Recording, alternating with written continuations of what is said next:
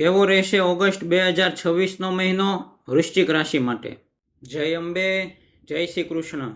આવો જાણીએ કેવો રહેશે ઓગસ્ટ 2026નો મહિનો વૃશ્ચિક રાશિના જાતકો માટે.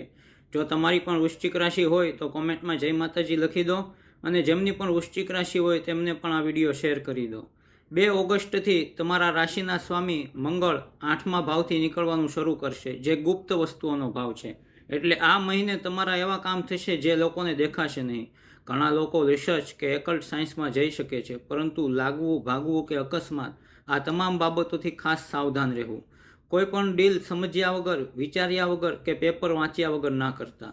આ મહિને તમને એવું ફીલ થશે કે કોઈ વાતનો બદલો લેવાનો પ્રોપર સમય આવ્યો છે, પણ એમાં ભૂલથી પણ તમારી એનર્જી વેસ્ટ ન કરતા. આ મહિનો તમારા ભાગ્યનો સાથ મેળવવાનો છે. ધન ભાવ અને સંતાન ભાવના સ્વામી ગુરુ ઊંચના થઈને ભાગ્ય ભાવમાં બેઠા છે.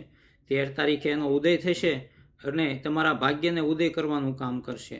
તમારા કાર્યમાં ગતિ આવશે. તમારા બોસનો તમારા ઉપર વિશ્વાસ વધશે. સરકાર તરફથી કંઈક સારા સમાચાર મળશે. ઉચ્ચ અભ્યાસ અને વિદેશ જવાના અવસર પ્રાપ્ત થશે. 17 તારીખ પછી સૂર્ય પોતાની જ રાશિમાં આવશે. આથી તમારી ઓથોરિટીમાં વધારો થશે. તમે જે ગુપ્ત પ્લાનિંગ કર્યા હતા એ લોકોની નજરમાં આવશે.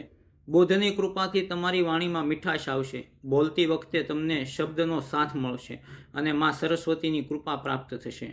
નીચના શુક્ર તમારા લાભ ભાવમાં છે, એટલે આવક તો થશે, લાભ પણ થશે, પણ આ બધું વધારે મહેનત કર્યા પછી મળશે. સુખના ભાવમાં રાહુ બિરાજમાન છે, એટલે તમારી સાચી કસોટી તમારા ઘરમાં જ થશે. નાની વાતને લઈને મોટો ઇસ્યુ થશે, જે તમને મૂંઝવણ પેદા કરશે. પ્રોપર્ટી માટે કોઈ ડીલ આવે તો બધું જ ક્રોસ વેરીફાઈ કરી અને પછી જે ડીલ ફાઇનલ કરવી.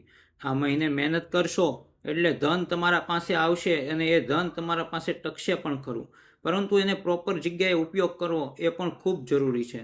વાહન ચલાવવામાં અને એસિડિટી, આ બધી સમસ્યાઓ થઈ શકે છે. વૃશ્ચિક રાશિના જાતકોએ આ મહિનાના દર સોમવારે શિવલિંગ ઉપર 1 મુઠ્ઠી ચોખા ઓમ નમઃ શિવાયના જપ કરતા કરતા અર્પણ કરો. જય અંબે, જય શ્રી કૃષ્ણ, શુભમસ્તુ.